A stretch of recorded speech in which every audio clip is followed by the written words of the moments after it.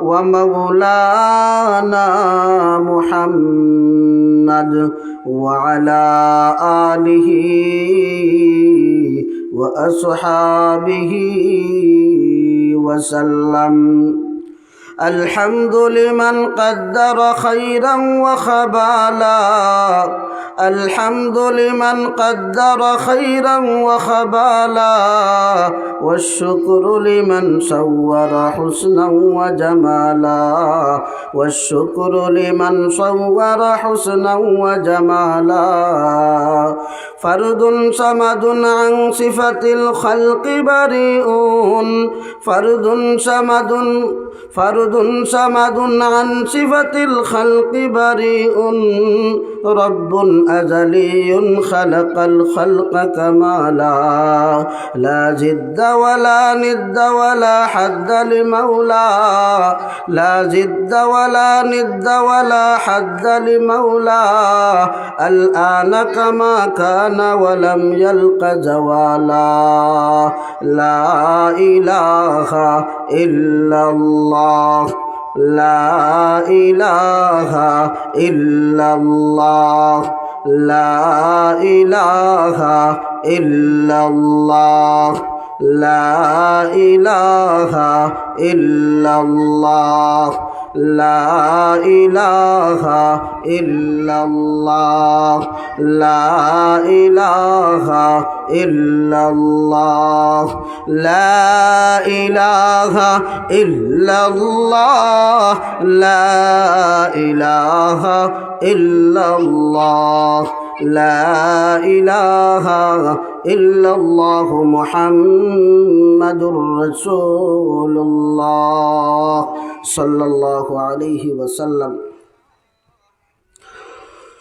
কান্দির পার দারুল আজহার মাদ্রাসা ও এতিমখানা লকিগঞ্জ সিলেট কর্তৃক আয়োজিত আজকের বাৎসরিক ওয়াজ মাহফিলের পাশে বসা সভাপতি সাহেব, মাইকের আওয়াজ যত দূর পর্যন্ত যাচ্ছে, দিন দরদি মুসলমান মা ও বোনেরা, পুরুষ বাবারা, আমার বয়সী যুবক ভাইয়েরা, এই মাদ্রাসারে উপলক্ষ করে প্রতিদিন এই এলাকার মধ্যে মাহফিল কিন্তু হয় না। প্রতিদিন কিন্তু এই এলাকার মধ্যে মাহফিল হয় না। মাদ্রাসা থাকার কারণে আপনাদের এলাকায় মাদ্রাসার উসিলায় বৎসরে একদিন এরকমের যিকরুল্লাহর মাহফিল অনুষ্ঠিত হয়। এই মাহফিলের কদর যদি আমি করি, তাহলে এই মাহফিলের কদর করার কারণে এই মাহফিলের শুরু থেকে নিয়ে শেষ পর্যন্ত যত সওয়াব এবং যত হাসানা রয়েছে, যত ফাজাইলগুলো রয়েছে, যত বারাকাতগুলো রয়েছে, এই মাহফিলের শুরু থেকে শেষ পর্যন্ত আমি কদর করার কারণে সমস্ত সওয়াবের ভাগীদার আমি হব। আমি বেশি লম্বা আলোচনা করব না।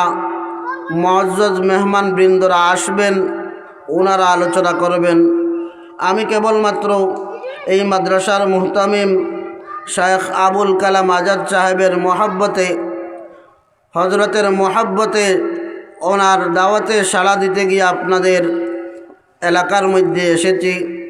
যদি মহান রব্বুল আলামিন তৌফিক দান করেন, আমি খুতবাতে যে আয়াতে কারিমা তিলাওয়াত করেছি এবং নবী করিম সাল্লাল্লাহু আলাইহি ওয়াসাল্লামের অসংখ্য হাদিসের ভান্ডার থেকে 2খানা হাদিসের টুকরা পাঠ করেছি, আল্লাহ রব্বুল আলামিন যদি চাহেন, আমি এই আমার তিলাওয়াতকৃত আয়াত এবং হাদিস দ্বয়ের আলোকে সামান্য সময়ের ভিতরে সামান্য কিছু দিনই মুযাকারা করার নিয়ত করলাম।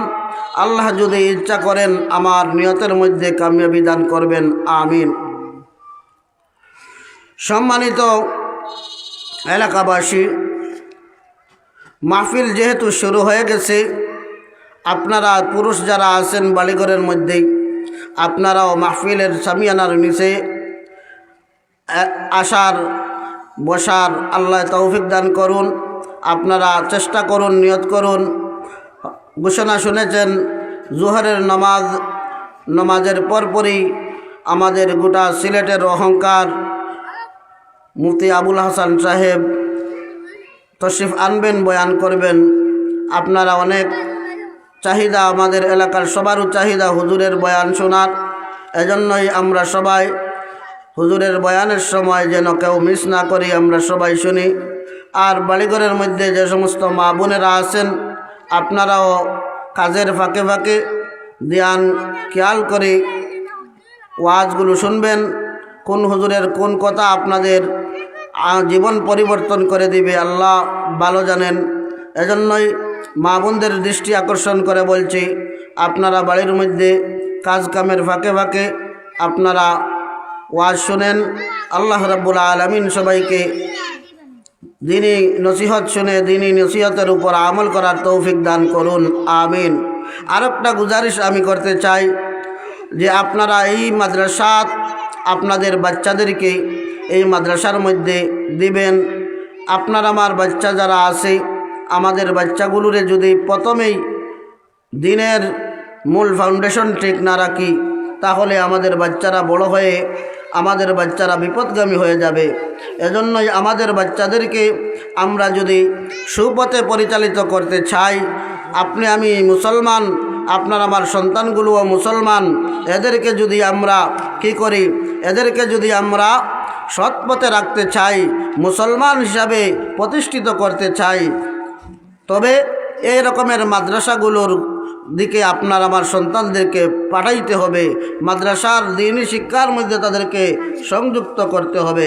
আল্লাহ রাব্বুল আলামিন আমাদের সবাইকে, যারা আমরা সন্তানের জনক হয়ে গেছি, আমরা সবাই যেন দ্বীনি দরসগাহের মধ্যে, দ্বীনি প্রতিষ্ঠানগুলোর মধ্যে আপনার আমার সন্তানদেরকে দ্বীনি শিক্ষার প্রতিষ্ঠানের মধ্যে দিয়ে দ্বীনি শিক্ষা অর্জন করার আল্লাহ তৌফিক দান করুন, আমিন।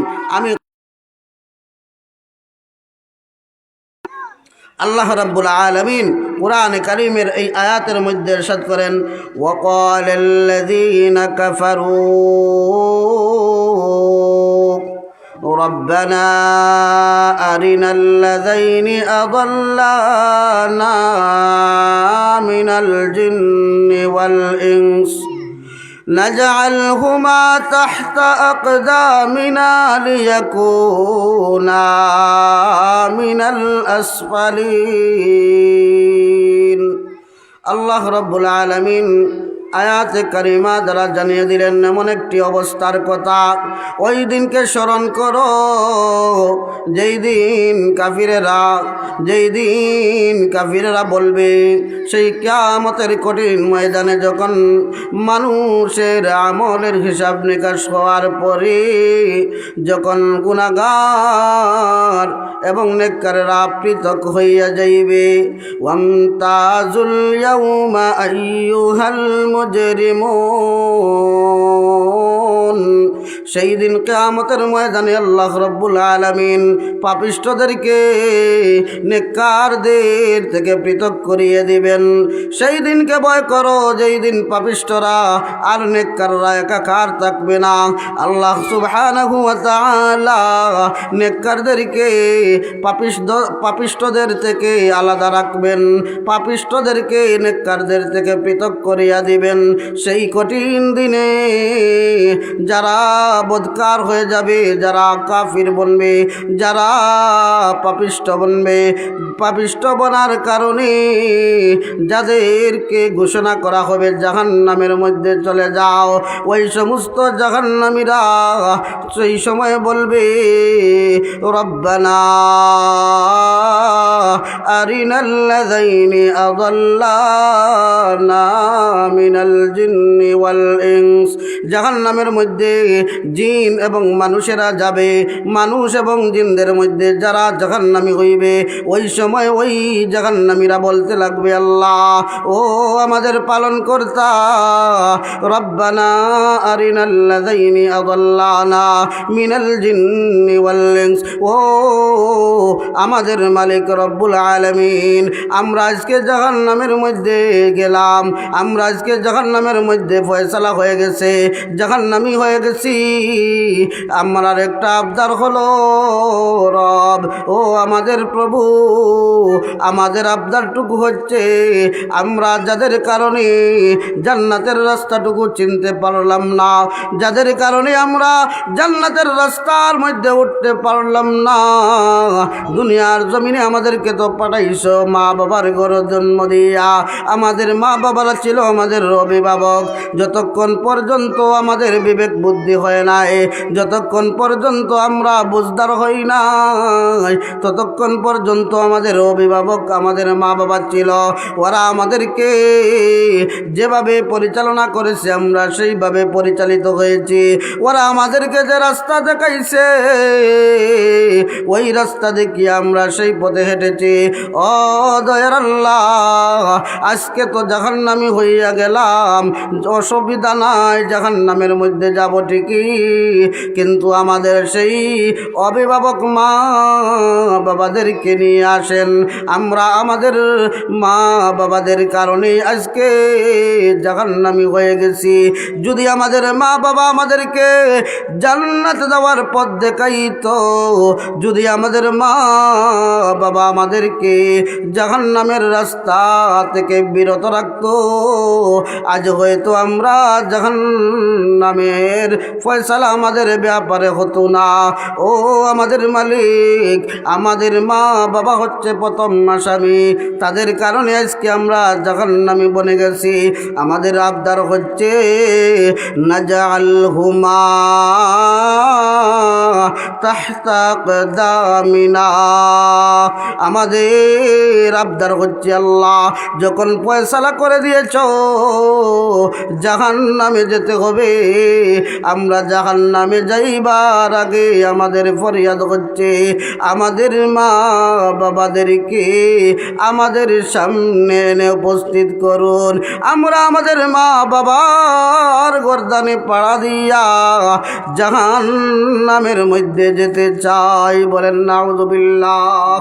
ও মুসলমান মা বাবারা শোনো, আমার আজকের এই আয়াতের আলোচনার জন্য করলাম, আপনাদের এলাকার মধ্যে যখন একটি দ্বীনি দরসগাহ হয়েছে, এই দ্বীনি দরসগাহ যখন হয়ে গেছে, এই দ্বীনি দরসগার মূল্যায়ন যদি আপনারা করেন না, এই দ্বীনি মাদ্রাসাকে যদি মূল্যায়ন না করে, আপনার আমার সন্তানদেরকে যদি এই মাদ্রাসার মধ্যে না দিয়া দ্বীনি শিক্ষায় দ্বীনি দাঁচে যদি গড়ে না তুলে, কাল কিয়ামতের ময়দানে আপনার আমার সন্তান বেপথে যাওয়ার কারণে জাহান্নামী যদি হয়ে যায়, জাহান্নামও যাওয়ার আগে আপনাকে আমাকে আসামি বানাইয়া, আপনাকে আমাকে আসামি বানাইয়া আপনার আমার সন্তান জাহান্নামের মধ্যে যাবে।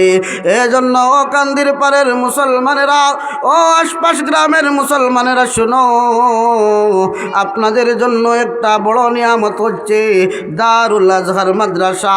ওই মাদ্রাসার মধ্যে যদি আপনার নাবালক সন্তানদেরকে দিয়ে পাঠান, ওরা যখন কালিমা শিখবে, ওরা যখন নামাজ রোজা শিখবে, ওরা যখন আল্লাহকে চিনবে, ওরা যখন রাসূলের আনুগত্য করব কিভাবে শুনবে জানবে, তখন ওরা কাল কিয়ামতের কঠিন দিনে ওই সমস্ত সন্তানেরা সৎ পথে চলার কারণে জান্নাতের মধ্যে যাবে।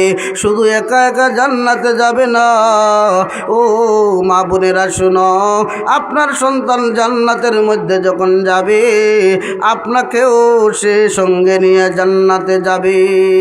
ও বাবারা শুনো, আপনার সন্তান যখন জান্নাতে যাবে, আপনি বাবাকে ফালাইয়া যাবে না, আপনি বাবাকে সঙ্গে নিয়ে জান্নাতে যাবে। এজন্য এই মাদ্রাসার মূল্যায়ন করা দরকার। যদি আপনাদের থেকে যদি দূরই কোনো দিনই প্রতিষ্ঠান থাকতো, হয়তো বলতেন এত দূরে আমাদের ছোট ছোট বাচ্চারা কিভাবে যাবে, এত দূরে যাবে কিভাবে, এটার কোনো অজুহাত তো দেওয়ার কোনো সুযোগ নাই, যেহেতু বাড়ির পাশেই মাদ্রাসা। আমি আপনাদের কাছে অনুরোধ করব, মুসলমান মা বাবার কাছে অনুরোধ করব, আপনারা আমরা প্রত্যেক সন্তানের জনক যারা বাড়া হইয়া গেছি।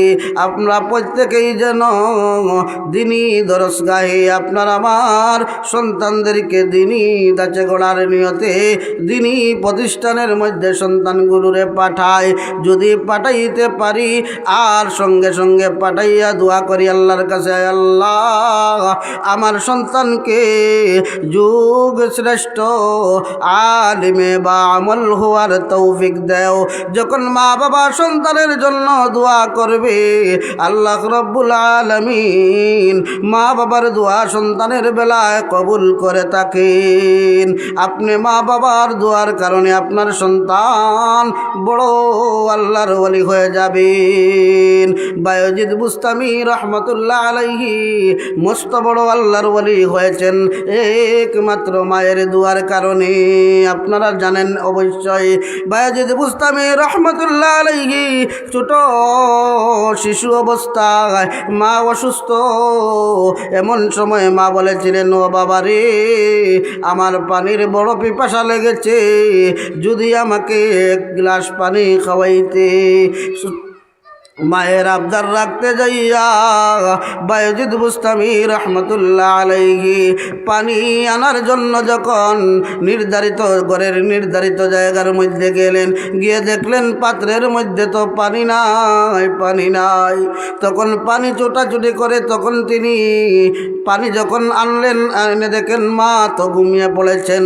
ওই মা ঘুমিয়ে পড়ার কারণে বায়জিদ বুস্তামি একটু সবর করেছেন, না জানি আমি যদি পানি নিয়ে আবার চলে যাই, সরে যাই, তাহলে আমার মা যখন ঘুম ভাঙবে পানি পাবে না, মায়ের কষ্ট হবে।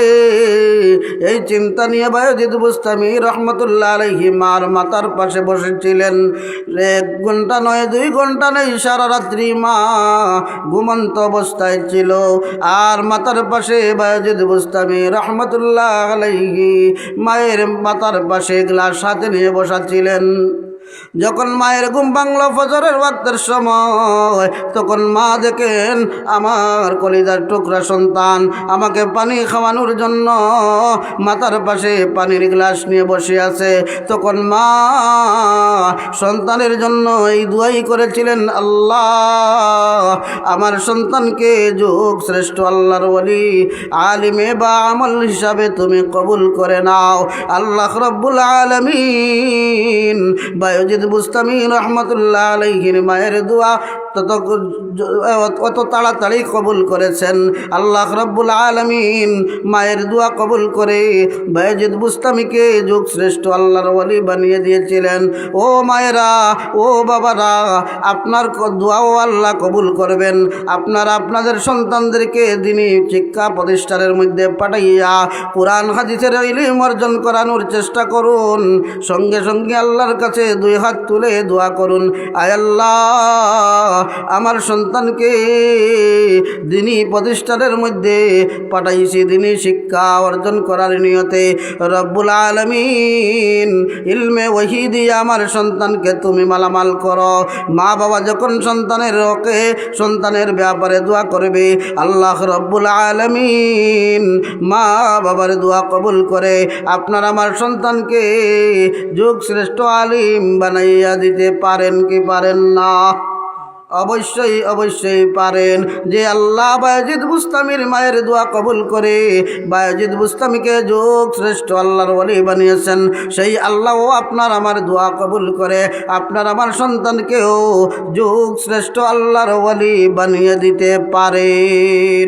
যখন আপনার আমার সন্তান দিনই দাচে গড়ে উঠবে, দিনই দাচে যখন গড়ে উঠবে, দিনই শিক্ষায় শিক্ষিত হবে, ওই সন্তান থেকে মা বাবারা কখনো ওই সন্তান থেকে এমন কোনো আচরণ পাবে না যে আচরণের কারণে সমাজের মধ্যে মা বাবা নিন্দিত হবে না, যে আচরণের কারণে সমাজের মধ্যে ইহ জীবন এবং পরকালীন জীবনের মধ্যে মা বাবা পরিশানির শিকার হবে না।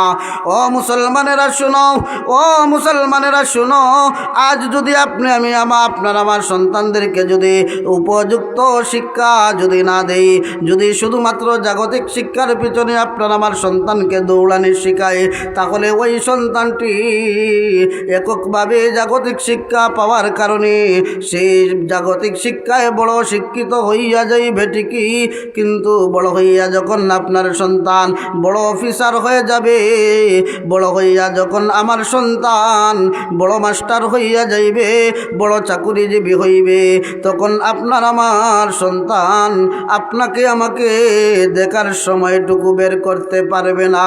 যখন আমি ফোন দিব, বাবা কই রে, সন্তান বলবে আব্বা পরে কথা কই বলতেছি, এখন ঝামেলায় আছি, এখন বস সামনে আছে, আপনার সাথে আমার সাথে মন খুলে সন্তান কথা বলার সুযোগ পাবে না।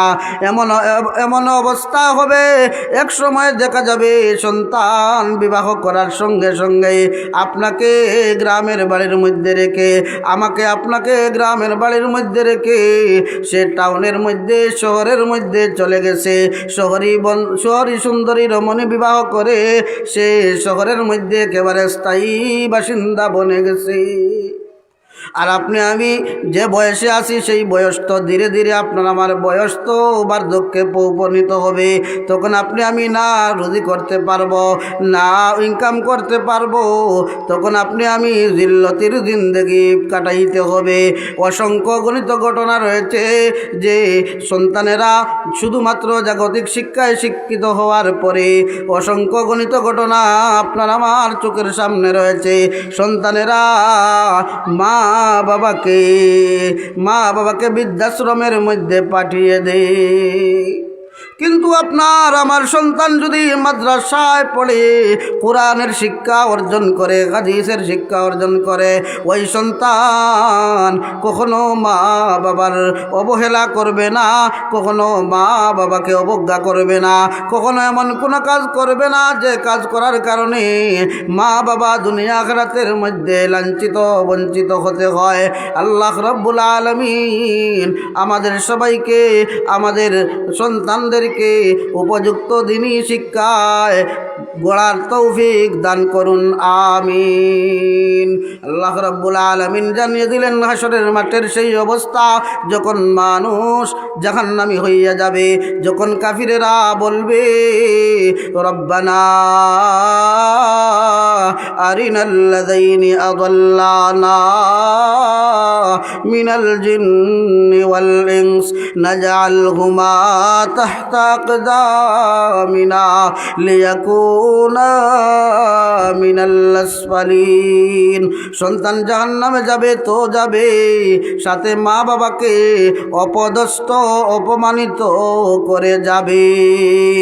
এই সন্তান, আপনার আমার সন্তান যদি জাহান্নামী বনে যায়, তাহলে আসামি আমি বলতে হবে।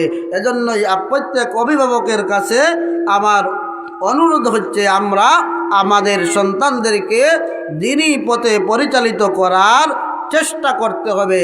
ও মা বাবারা, যদি আমরা দ্বীনি শিক্ষা প্রতিষ্ঠানের মধ্যে আমরা সন্তানদেরকে দেওয়ার পরে যদি দ্বীনি শিক্ষা অর্জন করানোর ফিকির যদি করি, চেষ্টা করি, তারপরে যদি নসিবে তার দ্বীনি শিক্ষা যদি নসিবে না থাকে, যদি দ্বীনি শিক্ষা নসিবে না থাকে, অন্তত পক্ষে তো ইসলামের বুনিয়াদগুলো সে জেনে যাবে। আপনার আমার সন্তান পরবর্তীতে বড় সরকারি অফিসার হোক, কোনো বাধা নেই, শরীয়তে না করে না, ইসলাম না করে না। আপনার আমার সন্তান বড় ডাক্তার বনুক, ইসলাম না করে না। আপনার আমার সন্তান বড় মাস্টার বনুক, ইসলাম না করে না। আপনার আমার সন্তান বড় চাকুরিজীবী হোক, ইসলাম না করে না, ইসলাম না করে না।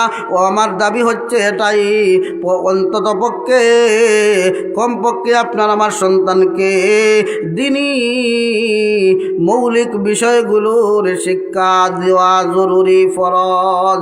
যদি তাদেরকে আমি একজন মুসলমান এই কথার অনুশোচনা তৈরি করতে না দেওয়া হয়, আর সে একজন মুসলমান এই কথাটা যদি সে নিজেকে চিনে না, তাহলে সে মুসলমানদের তরিকায় কেমনভাবে দিন কাটাবে? এজন্যই জরুরি বিষয়গুলো, ইসলামের জরুরি মূলনীতিগুলো সম্পর্কে যেগুলো না হলে না হয় এমন বিষয়গুলোর জ্ঞান প্রত্যেক মুসলমানের থাকা ফরজে আইন। আল্লাহ রাব্বুল আলামিন আমাদের সবার সন্তান যারা আছে, আমাদের সন্তানগুলোকে দিনই মৌলিক বিষয়গুলোর জ্ঞান অর্জন করানোর চেষ্টা করার তৌফিক দান করুন। আমি আসি আমার তিলাওয়াতকৃত আমার খুতবার মধ্যে যে হাদিস আমি পাঠ করেছিলাম, প্রথম হাদিসটা ছিল এই আয়াতের সাথে সম্পর্কযুক্ত। আল্লাহর নবী সাল্লাল্লাহু আলাইহি ওয়াসাল্লাম হাদিসের মধ্যে বলেন, কুল্লু মাউলুদিন ইউলাদু আলাল ফিতরাহ। প্রত্যেক মানুষকে আল্লাহ রাব্বুল আলামিন, প্রত্যেক মানুষকে আল্লাহ রাব্বুল আলামিন, প্রত্যেক সন্তানকে আল্লাহ রাব্বুল আলামিন দুনিয়ার মধ্যে ফিতরতের উপর পাঠাইয়া দেন। মুহাদ্দিসিন একরাম ফিতরতের ব্যাখ্যার মধ্যে বলেন, ইসলাম ধর্ম গ্রহণের যোগ্যতা দিয়ে আল্লাহ প্রত্যেক মানুষকে দুনিয়ার মধ্যে পাঠান। ইসলাম ধর্ম গ্রহণের যোগ্যতা দিয়ে আল্লাহ রাব্বুল আলামিন প্রতিটি বনি আদমকে, প্রতিটি মানুষকে আল্লাহ রাব্বুল আলামিন দুনিয়ার মধ্যে পাঠান। তারপরে ফাআবাওয়াহু ইউহাউইদানিহি আও ইউনাসসিরানিহি আও ইউমাজ্জিসানিহি। এই প্রতিটি সন্তানকে আল্লাহ রাব্বুল আলামিন দুনিয়ার জমিনে ইসলাম ধর্ম গ্রহণের যোগ্যতা দিয়া দুনিয়ার জমিনের মধ্যে পাঠান। পরে তার বাবা তাকে ইহুদি বানায়, তার বাবা মা তাকে ইহুদি বানায়, তার বাবা মা তাকে না খ্রিস্টান বানায়, তার বাবা মা তাকে অগ্নি পূজারী বানায়, আবার তার বাবা তাকে মুসলমানও বানায়। অর্থাৎ বাবা মা যে ধর্মের হয়, সন্তানও সেই ধর্মের অনুসারী হয়। মা বাবা যে ধর্মের থাকে, সন্তানটাও ধীরে ধীরে সেই ধর্মের অনুসারী হয়। এজন্যই আল্লাহর রাসূল বলেন, প্রতিটি সন্তানকে আল্লাহ রাব্বুল আলামিন ইসলাম গ্রহণ করার যোগ্যতা দিয়া দুনিয়া পাঠান। কিন্তু দুনিয়ার জমিনের মধ্যে আগমন করার পরে যখন ওই সন্তানের বাবা মা ইহুদি হয়, সন্তানরা ইহুদির দিকে ধাবিত হয়। যখন মা বাবা হিন্দু থাকে, সন্তানরাও হিন্দু বনে। যখন মা বাবা খ্রিস্টান থাকে, মা বাবার কারণে সন্তানটাও খ্রিস্টান বনে যায়। মা বাবা অগ্নি পূজারী হইলে সন্তানটাও অগ্নি পূজারী বনে। মা বাবা মুমিন হইলে সন্তানটাও মুমিন হয়। যেমন আমরা মুসলমান মা বাবার ঘরে জন্ম লইয়া মুসলমান হিসাবে দুনিয়ার জমিনে প্রতিষ্ঠিত আছি। আবার যারা হিন্দু ঘরে জন্ম লয়, তারা হিন্দু অবস্থায় দুনিয়ার মধ্যে আছে। আল্লাহর নবী সাল্লাল্লাহু আলাইহি ওয়াসাল্লাম বলেন, প্রত্যেক মানুষ ইসলাম ধর্ম গ্রহণের যোগ্যতা নিয়া সে দুনিয়ার মধ্যে আগমন করে, কিন্তু এই যোগ্যতাকে হরণ করাইয়া দে মা বাবা। এই যোগ্যতাকে, ইসলাম ধর্ম গ্রহণ করার যোগ্যতাকে বিলুপ্ত করে দে তার মা বাবা। যখন মা বাবা যে ধর্মের হয়, সন্তানটাও সেই ধর্মের হয়। আমরা আল্লাহর কাছে শুকরিয়া আদায় করি, আলহামদুলিল্লাহ।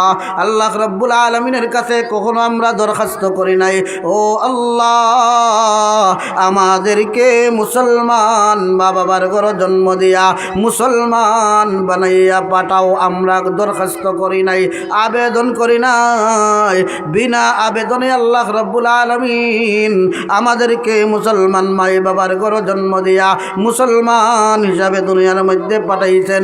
এটা আল্লাহ প্রদত্ত আপনার আমার উপর বড় একটা নিয়ামত।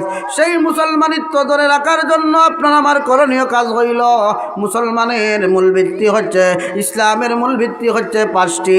এই পাঁচটি বিষয়ের উপর আপনি আমি সব সময় আমল করতে হবে, সব সময় আমল করতে হবে।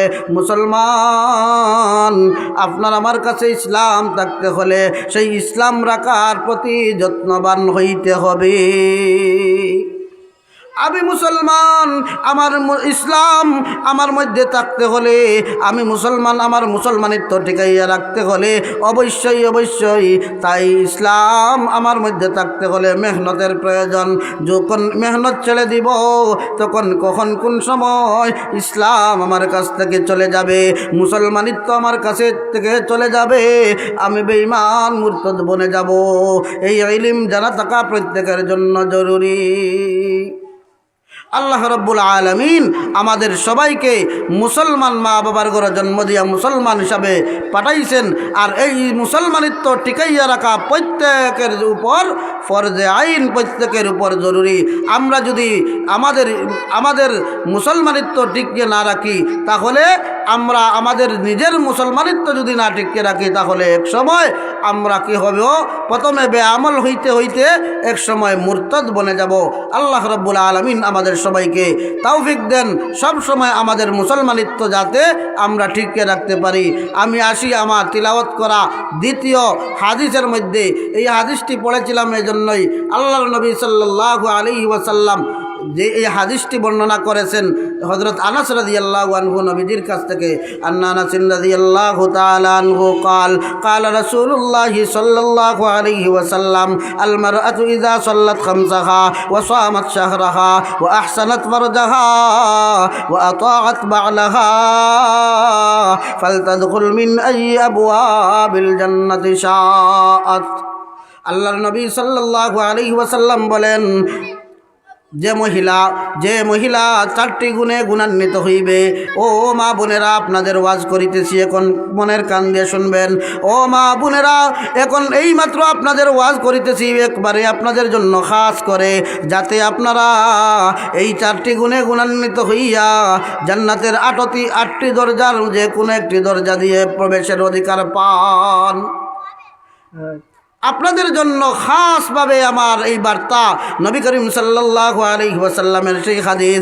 চার গুণে গুণান্বিত যে মহিলা হবে, ওই মহিলার চার গুণ দেখার কারণে, চার গুণে গুণান্বিত মহিলাকে আল্লাহ রাব্বুল আলামিন হাসরের ময়দানে বলবেন, ও আমার বান্দি শোনো, ও আমার বান্দি, তুমি দুনিয়ার জমিনে থাকাকালীন সময় চারটি গুণে গুণান্বিত হইয়া যখন কবরে আসেছ, তুমি জানিয়া রাখো, তুমি শোনো, তুমি জান্নাতের 8টি দরজা রয়েছে। সেই 8টি দরজার যে দিকে তোমার ইচ্ছা, যে দরজা দিয়ে তোমার ইচ্ছা, সেই দরজা দিয়ে তুমি প্রবেশ করো। বলেন সুবহানাল্লাহ। আল্লাহ রাব্বুল আলামিন খুশি হইয়া বলবেন, বেহেশতের 8টা দরজা রয়েছে, স্তর রয়েছে, এই 8টা দরজা তোমার লাগি ওপেন করে দেওয়া হলো। তুমি যে দরজা দিয়ে তোমার ইচ্ছা খুশি সেই দরজা দিয়ে তুমি প্রবেশ করো, কোনো বাধা কেউ দিবে না। এমন সুযোগ আমাদের মা বোনদের সবার পক্ষে আল্লাহ করে দেন, সবে বলি আমিন।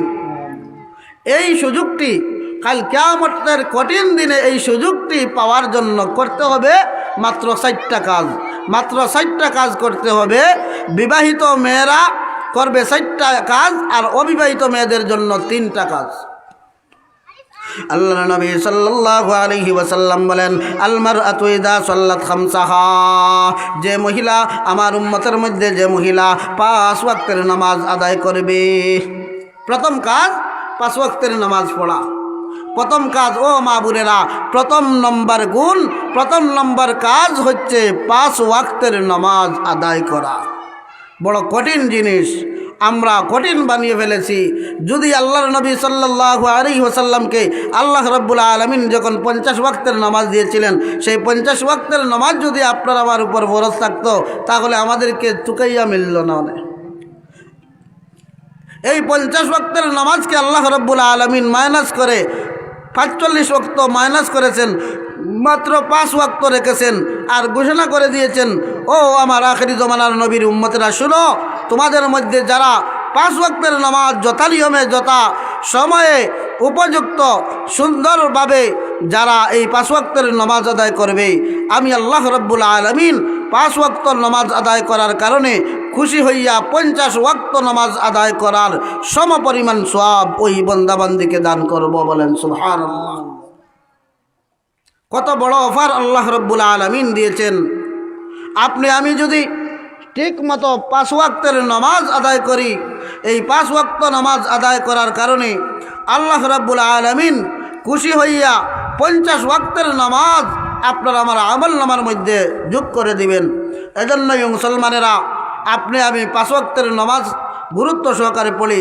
বিশেষ করে আমার মা বোনদেরকে বলবো যে 4টি গুণের কথা আল্লাহ বলেছেন, আল্লাহর নবী বলেছেন যে 4টি গুণের কথা, এর মধ্যে প্রথম গুণ হচ্ছে 5 ওয়াক্তের নামাজ ঠিকমতো আদায় করা। পাঁচ ওয়াক্তের নামাজ যে মা বোনেরা আদায় ঠিক মতো আদায় করবে, আল্লাহ রাব্বুল আলামিন ঘোষণা করবেন, ও বান্দি ফালতাদখুল মিন আবওয়াবিল জান্নাতি শাআত, তোমার যে দরজা দিয়ে ইচ্ছা সেই দরজা দিয়ে জান্নাতের মধ্যে প্রবেশ করো। জান্নাতে যেতে তোমার যে পথ দিয়ে তোমার ইচ্ছা, যে দরওয়াজা দিয়ে তোমার ইচ্ছা তুমি প্রবেশ করো। এক নম্বর গুণ হচ্ছে পাঁচ ওয়াক্তের নামাজ আদায় করা। পাঁচ ওয়াক্তের নামাজ আদায় করতে হবে নামাজের নিয়ম অনুসারে। পাঁচ ওয়াক্তের নামাজের ভিতরে এবং বাহিরে 13টা ফরজের মধ্য থেকে একটা ফরজ হচ্ছে ওয়াক্ত মতো নামাজ পড়া।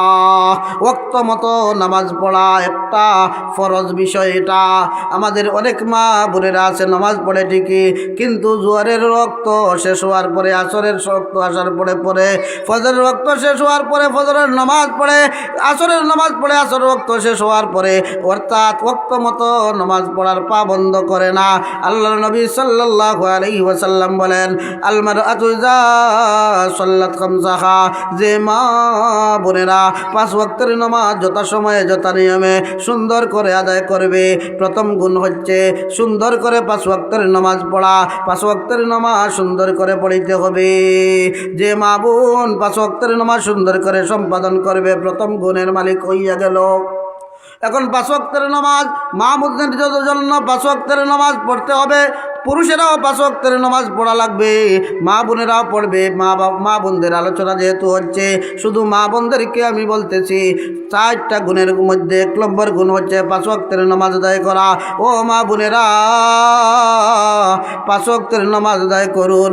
যদি নামাজের পাবন্দি না করুন, একদিন তো এই দুনিয়ার মধ্যে কেউ ছিলাম না, এখন আছি, আরেকদিন থাকবো না। সবাই কবরের মধ্যে যাইতে হবে, সবাই কবরের মধ্যে যাইতে হবে, সবাই কবরের মধ্যে যাইতে হবে। কবর থেকে কেউ রক্ষা পাবে না, সবাই কবরের মধ্যে যাবে। সেই কবরের মধ্যে শাস্তি, ভয়ানক শাস্তি হবে বেনমাজির জন্য। কিতাবের মধ্যে পাওয়া যায়, যে ব্যক্তি ফজরের নামাজ পড়বে না, জোহরের আগ পর্যন্ত একটি বিষাক্ত সাপ তাকে কামড় দিতে থাকবে। যে ব্যক্তি জোহরের নামাজ পড়বে না, আসরের নামাজের ওয়াক্তের আগ পর্যন্ত তাকে জোহরের নামাজ না পড়ার কারণে বিষাক্ত সাপে কামড়াইতে থাকবে। যে ব্যক্তি আসরের নামাজ পড়বে না, মাগরিবের আগ পর্যন্ত তাকে বিষাক্ত সাপে কামড় দিবে। যে ব্যক্তি মাগরিবের নামাজ পড়বে না, এশার নামাজের আগ পর্যন্ত তাকে সাপে কামড়াইতে থাকবে। যে ব্যক্তি এশার নামাজ না পড়ে ঘুমাইয়া পড়বে, ওই ব্যক্তিকে ফজর পর্যন্ত সাপ কামড়াইতে থাকবে। যে সাপের কথা কিতাবের মধ্যে উল্লেখ করা হয়েছে, ওই কবরের মধ্যে যে সাপ দ্বারা শাস্তি দেওয়া হবে, ওই সাপটা যদি দুনিয়ার জমিনে যদি একটা শ্বাস পালাইতো, ওই শ্বাসের বিষাক্তের কারণে দুনিয়ার জমিন থেকে সমগ্র গাছপালা, গাছ তরুলতা যা কিছু আছে সব বিষাক্ত হয়ে ধ্বংস হইয়া যাইত। এত মারাত্মক বিষাক্ত সাপ আপনার আমার কবরের মধ্যে কামড়াইবে নামাজ না পড়ার কারণে। এজন্যই মুসলমানেরা আমরা কবরে সবাই কিন্তু যাইতে হবে, কবরের মধ্যে যাইতে হবে। যদি কিতাবের মধ্যে আছে, হাদিস শরীফে একটা হাদিস রওয়ায়াত দিয়া আমি বলতেছি, যে আল্লাহর নবী সাল্লাল্লাহু আলাইহি ওয়াসাল্লাম থেকে বর্ণিত, যে পাঁচ ওয়াক্তের নামাজ যে আল্লাহর বান্দা বান্দিরা গুরুত্ব সহকারে পড়ে নিবে, আল্লাহ রাব্বুল আলামিন খুশি হইয়া তাকে 5টি পুরস্কারে পুরস্কৃত করবেন, 5টা পুরস্কার দান করবেন। এর মধ্যে থেকে একটা পুরস্কার হচ্ছে আল্লাহ রাব্বুল আলামিন দুনিয়ার জমিনের মধ্যে তাকে রিজেকের অভাব দূর করাইয়া দিবেন, তার অন্তরের মধ্যে প্রশান্তি নামক সকিনা দান করবেন। সুবহানাল্লাহ। দুনিয়ার মধ্যে আমরা তো রিজেকের তাড়নায় কত নামাজ ছাড়তেছি, রিজেকের তাড়নায় আমরা কত আল্লাহর হুকুমের অমান্য করিতেছি। এই রিজেকের অভাব আল্লাহ রাব্বুল আলামিন 5 ওয়াক্তের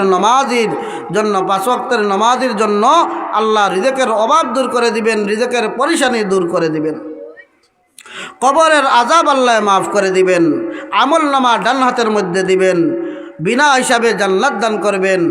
আর ফুলচিরাতের রাস্তা, যেটা আপনার 30,000-এর রাস্তা, 30,000 বছর চলার মতো রাস্তা, এই 30,000 লম্বা যে রাস্তা আছে, এই 30,000 লম্বা রাস্তা আল্লাহ রাব্বুল আলামিন 5 ওয়াক্ত নামাজ আদায় করনেওয়ালা ব্যক্তির জন্য একেবারে কারেন্টের চুইচ দিতে সময় যায়, বাল্ব যেমন আসতে দেরি করে না, এর চাইতে আরও দ্রুত গতিতে আল্লাহ এত লম্বা 30,000-এর রাস্তা আপনার ফুলচিরাতের পুল আল্লাহ পার করে দিবেন। এই পুল সবাই পাড়ি দিতে হবে, সবাই পাড়ি দিতে হবে। নেককাররাও পাড়ি দিবে, গুনাহগাররাও পাড়ি দিবে, নারীরাও এই ফুলচিরাতের পুল পাড়ি দিতে হবে, পুরুষেরাও দিতে হবে, হুজুররাও দিতে হবে, হুজুর নাই যারা তারাও দিতে হবে। এক কথায় সমস্ত বনি আদমেরা ফুলচিরাতের ঘাট পাড়ি দিতে হবে। এমন কঠিন ফুলচিরাতের রাস্তা যেটাকেও কিতাবের মধ্যে পাওয়া যায়, এত হালকা হবে, এত চিকন হবে, এত চিকন হবে, একেবারে উদাহরণ হিসাবে চুলের চাইতে আরো বেশি ছোট্ট হবে, আর এত দাঁড়ালো হবে, খুরের চাইতে আরো বেশি দাঁড়ালো হবে। ওই ফুলচিরাতের এই পুলের নিচে থাকবে জাহান্নাম। যারা পাড়ি দিতে পারবে না, জাহান্নাম, ফুলচিরাতের নিচে জাহান্নাম থাকবে নির্ধারিত, ওই জাহান্নামের মধ্যে পড়বে।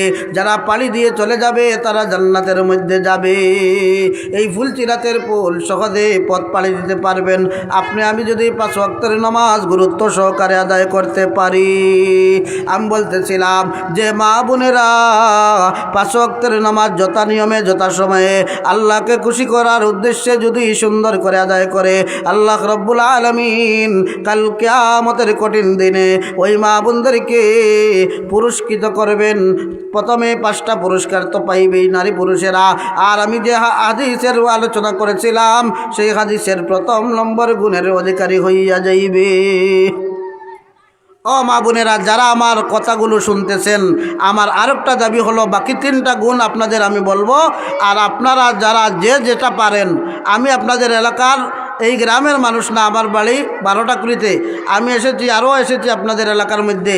আর আপনাদের খাস করে যেহেতু আপনাদেরকে জাহান্নাম থেকে বাঁচানো কীভাবে যায়, আর যে 4টি গুণের কথা বলবো, ওই গুণগুলো যাতে আপনারা অর্জন করতে পারেন, আর অর্জন করে কাল কিয়ামতের এই দিন, কঠিন দিনে আল্লাহ রাব্বুল আলামিন যেন আপনাদেরকে এমন অফার দেন যে ও আমার বান্দিরা, যে দরজা দিয়ে তোমার ইচ্ছা সেই দরজা দিয়ে তুমি জান্নাতে প্রবেশ করো, এমন অফার আল্লাহ যখন দিবেন আপনাদেরকে, আপনারা খুশি হইয়া জান্নাতের মধ্যে চলে যাবেন। একটা বারও মনে করবেন না।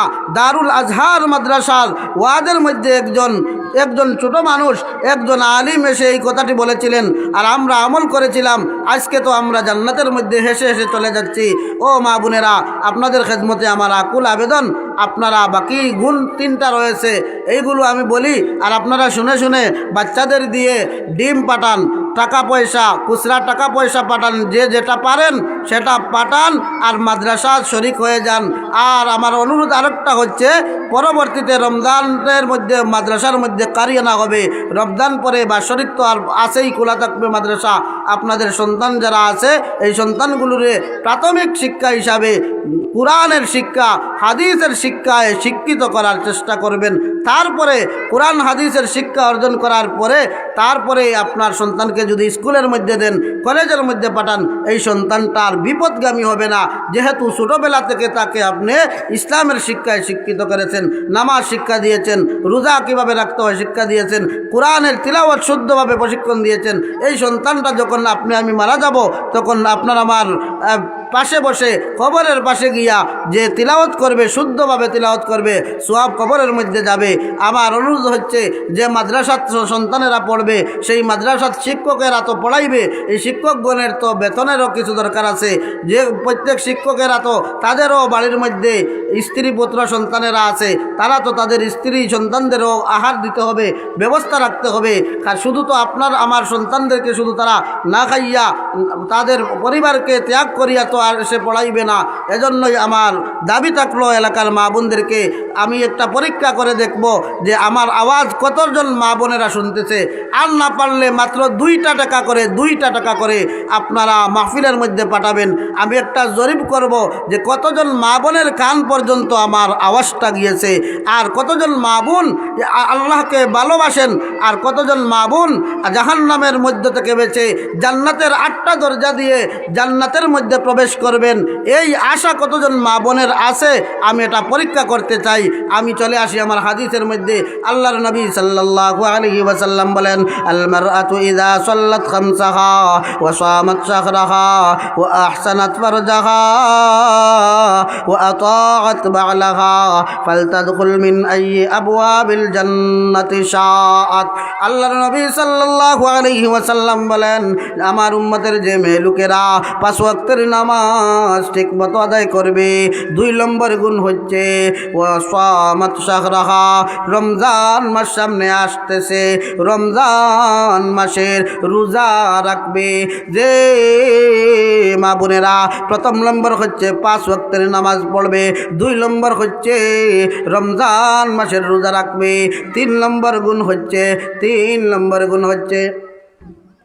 নাম দিদা মাশাআল্লাহ আলহামদুলিল্লাহ। ফাহিমা আক্তার 10 টাকা সদকা করেছেন মাদ্রাসায়। আয়াল্লাহ সদকাকে কবুল করে মঞ্জুর করো। ফাহিমা আক্তারকে আয়াল্লাহ উচ্চ শিক্ষায় শিক্ষিত বানাইয়া দাও।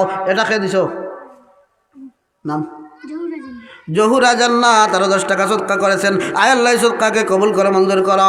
দিন দুনিয়ার বালাই দান ফরমাও, মুর্দে গানদের মাফ করে দাও, মা বাবার নেক হায়াত বাড়াইয়া দাও, আমিন ইয়া রাব্বাল আলামিন। নজরুল ইসলাম ভাই 10 টাকা সদকা পাঠাইয়াছেন। আয়াল্লাহ সদকাকে কবুল করে মঞ্জুর করো, দিন দুনিয়ার বালাই দান ফরমাও। আয়াল্লাহ খানদানের সমস্ত মুর্দে গানদের মাফ করে দাও। আয়াল্লাহ এই মাদ্রাসাকে কবুল করে মঞ্জুর করো।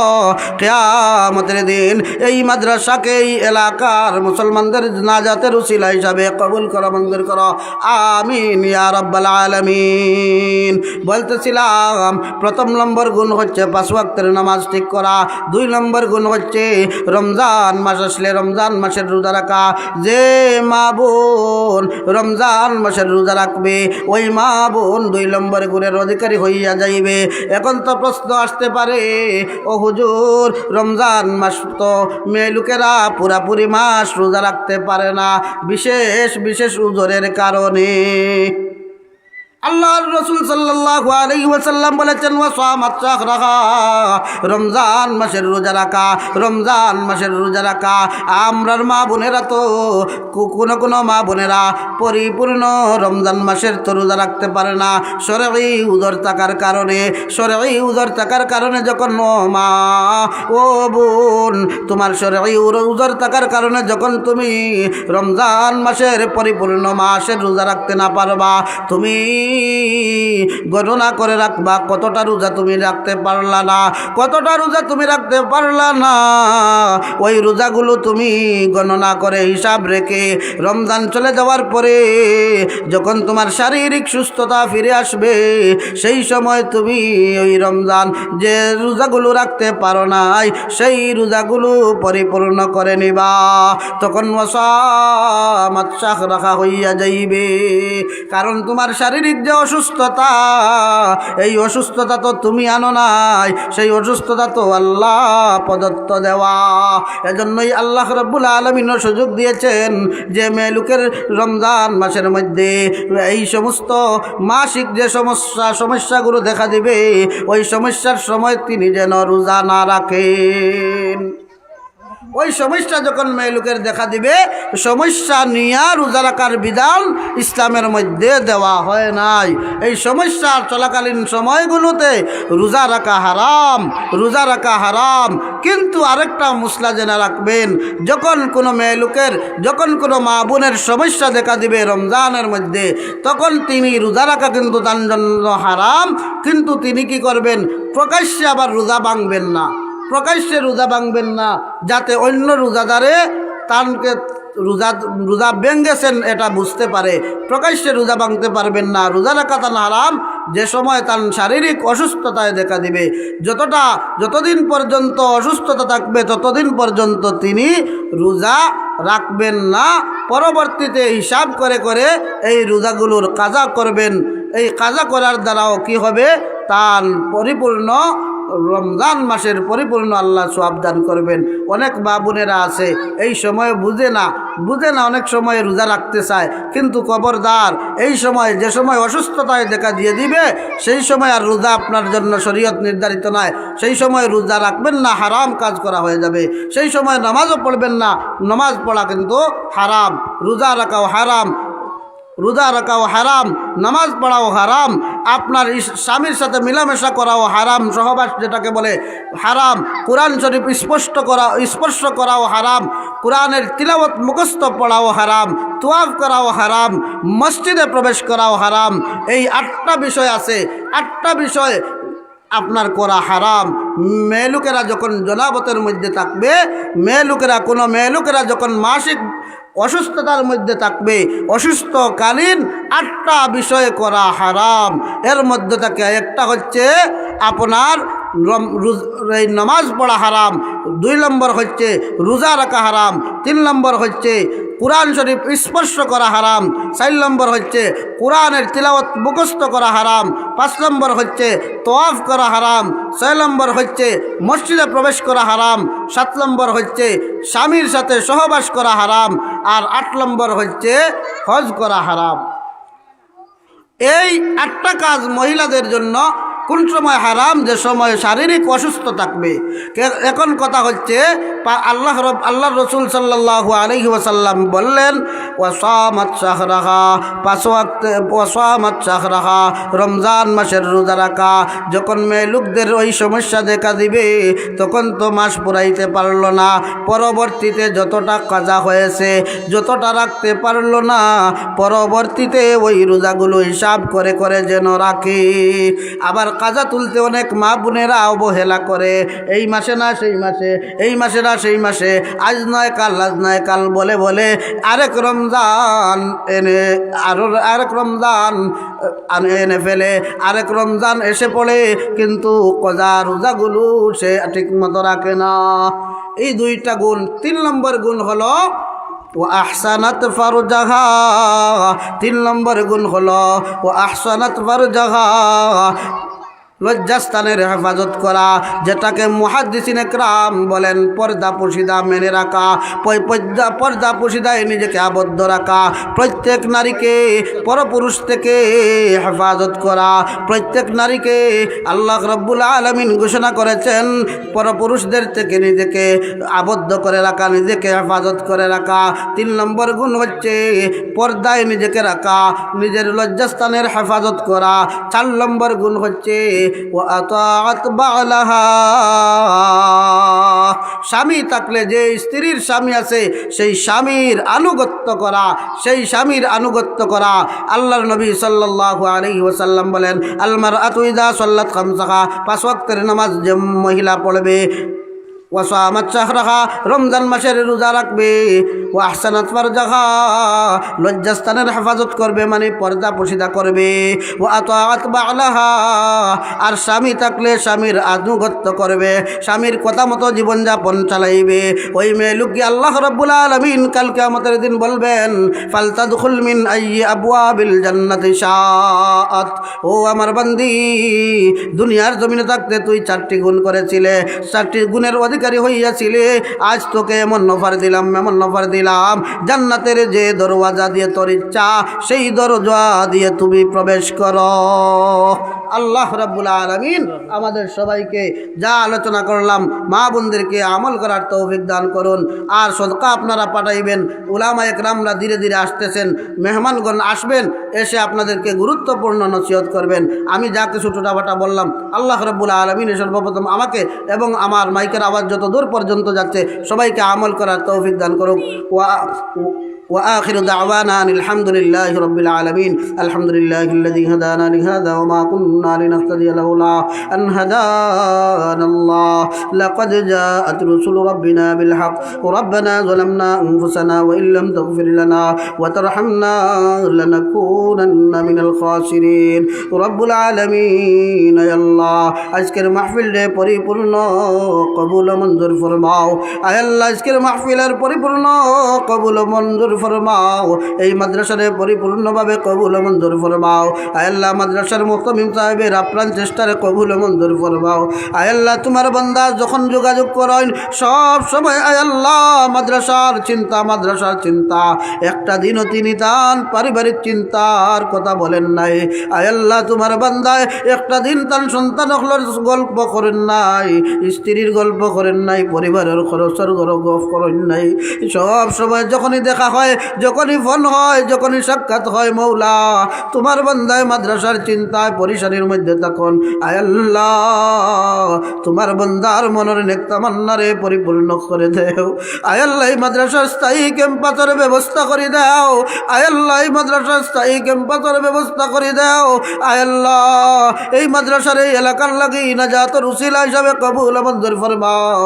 তোমার বান্দা শেখ আবুল কালাম আজাদ সাহেবের ইলম আমল বরকত দান ফরমাও, হায়াতের মধ্যে বরকত দান ফরমাও।